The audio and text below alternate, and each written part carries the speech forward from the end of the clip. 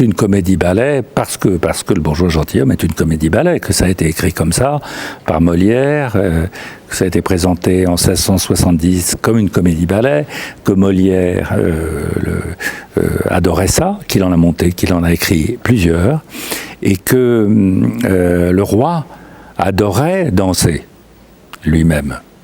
Et puis, avec la complicité de Lully, puis de Charpentier, Molière adorait ça. Et ça faisait une sorte de spectacle total qui se prolongeait par la danse. Et moi, quand j'ai connu Le Bourgeois gentilhomme, c'est le premier spectacle que j'ai vu à la Comédie Française avec Louis Seigné, je crois que j'avais 9 ans, et ce que j'ai reçu en premier, c'est le bonheur de la salle, et le bonheur des comédiens d'être là, et le bonheur du texte, et le bonheur de la musique. Et j'étais immédiatement jaloux de ces acteurs et de ces artistes. Et dès que j'ai pu, c'est-à-dire que quand j'étais dans une école qui s'appelait le Centre de la Rue Blanche, c'était une école d'acteurs qui précède généralement le conservatoire où j'ai été plus tard, je me suis débrouillé pour faire de la figuration dans Le Bourgeois gentilhomme. Et pour être sur le plateau avec ces immenses acteurs, et c'était un bonheur. Et là, j'y fais écho un peu plus tard, quelques années plus tard.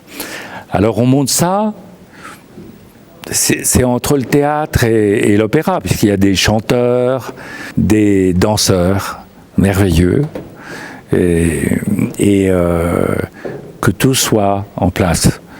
Et c'est ce qui est très rare. Je crois que ce soir et ces jours-ci, on sera les seuls en France et peut-être dans le monde à donner Le Bourgeois gentilhomme dans cette version intégrale en termes d'éléments. Parce que très souvent on dit, bon, c'est même à la Comédie Française, ça m'est arrivé, on dit, bon, on met pas la musique, on va faire des économies sur les musiciens, on va mettre une bande son, et c'est très, très dommage.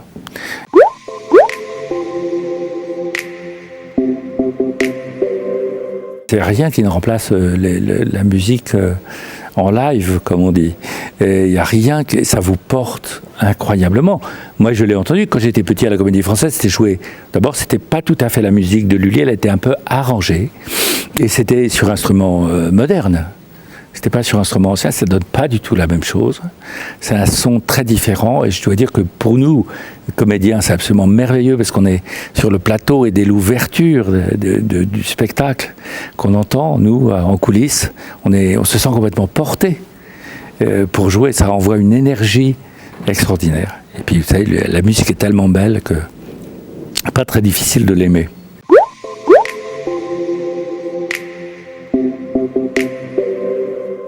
Ah, Monsieur Jourdain est un fils de commerçant qui a dû travailler très tôt, qui n'a pas fait d'études, qui a bien fait marcher, je pense, sa boutique avec sa femme, qui a dû bien gagner sa vie, qui arrive à la fin de sa vie, qui doit encore marier une de ses filles, sa fille, et tout d'un coup, il se dit, mais au fond, qu'est-ce qui va se passer? Je vais rester là à la maison, à boire mon potage et tout ça.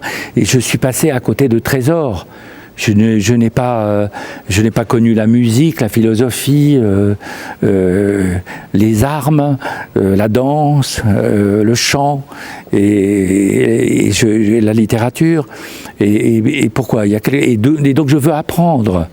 Et je veux m'élever, et je veux grandir. C'est tout à fait légitime et c'est assez émouvant. Alors évidemment, il est drôle, parce que ignorant comme il dit un nombre de bêtises absolument considérables qui amusent beaucoup le public. Et ça, c'est le génie de Molière. Mais au fond, il est émouvant parce que cette quête, elle est absolument juste. Et sa femme qui lui dit, et sa servante lui dit, mais enfin, à votre âge, qu'est-ce qui vous prend? Mais c'est pas sérieux. Et puis vous vous faites avoir, sûrement. Et très probablement, il se fait avoir par tous ces professeurs qui abusent de sa bourse, hein, et qui le volent, sans aucun doute.